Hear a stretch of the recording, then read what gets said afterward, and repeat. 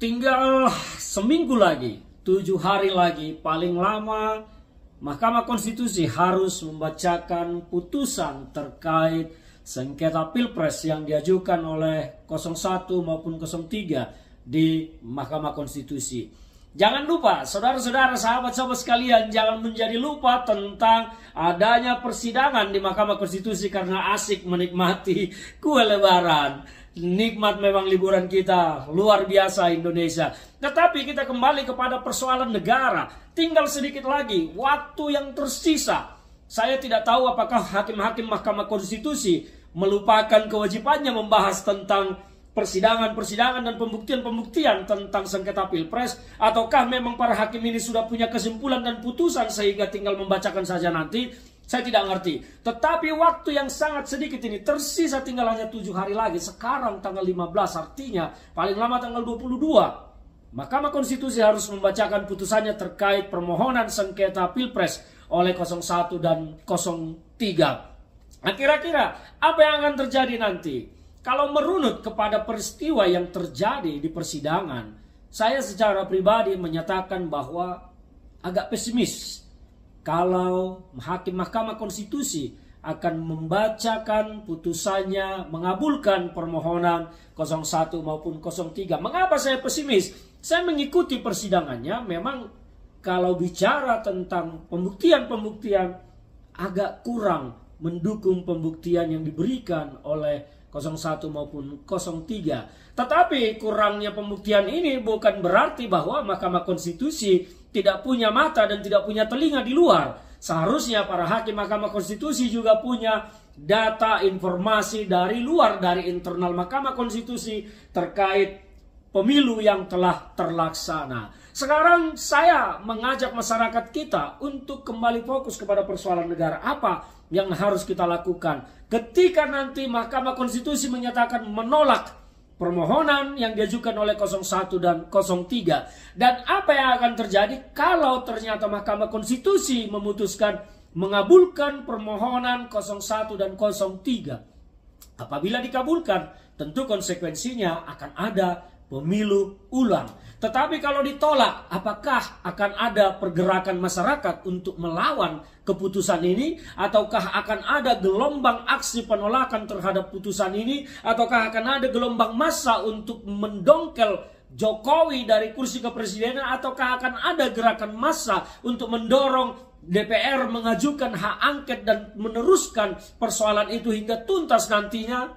Tidak ada yang tahu. Sekarang semua misteri terjadi di tengah masyarakat kita. Masyarakat terlihat hanya sebagai objek dalam politik ini. Masyarakat hanya dipergunakan, diambil suaranya, setelah itu selesai. Sisanya adalah bagian dari para elit. Elit boleh kompromi, tetapi apakah masyarakat kita di bawah akan berkompromi?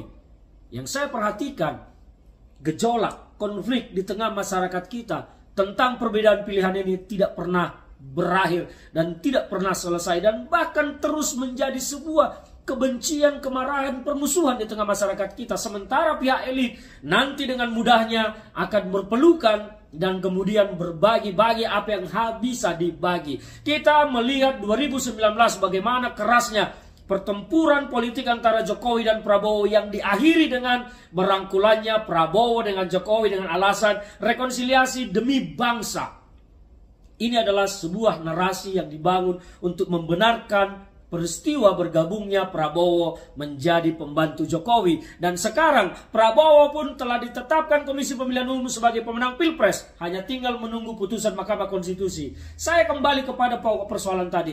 Apa yang akan terjadi kalau nanti Mahkamah Konstitusi menolak permohonan 01 dan 03? Dan apa yang akan terjadi kalau Mahkamah Konstitusi mengabulkan permohonan 01, 03. Akankah bangsa kita ini terus berada dalam kemelut konflik atau bagaimana nasibnya? Sementara kita akan juga segera menghadapi proses pilkada yang tidak mudah. Karena akan ada 500 lebih pilkada serentak di Indonesia.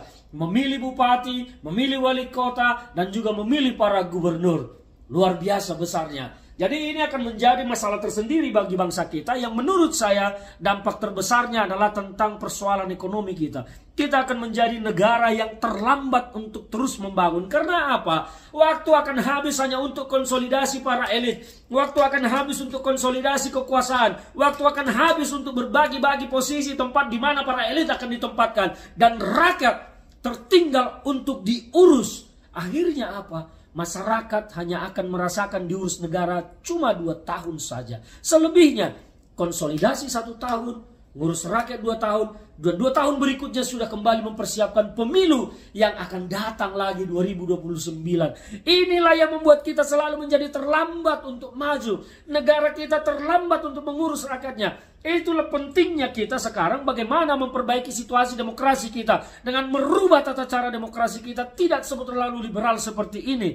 Kita harus kembali kepada roh Pancasila. Demokrasi kita di sila keempat. Kalau sistemnya terus begini, waktu kita akan habis terus-menerus tidak menentu, hanya mengurusi hal-hal yang berbau demokrasi. Sementara demokrasi yang kita jalani adalah demokrasi yang curang, demokrasi yang korup, demokrasi yang tidak jujur. Karena apa? Coba semua laporan keuangan para calon kepala daerah, para calon legislatif semua. Apakah ada yang bersih jujur di sana? Berapa persen yang jujur melaporkan dana kampanyenya semua? Saya tidak tahu. Tetapi menurut saya, melihat apa yang terjadi di lapangan, mayoritas laporan keuangan itu patut dipertanyakan dan diragukan. Apakah kita akan meneruskan memilih pemimpin kita dengan cara-cara seperti ini? Bagi saya, harus dilakukan perubahan. Demokrasi kita harus dirubah.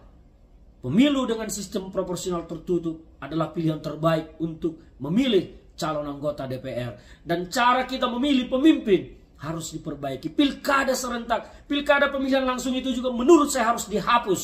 Harus dihapus. Diganti dengan tata cara yang lebih mudah.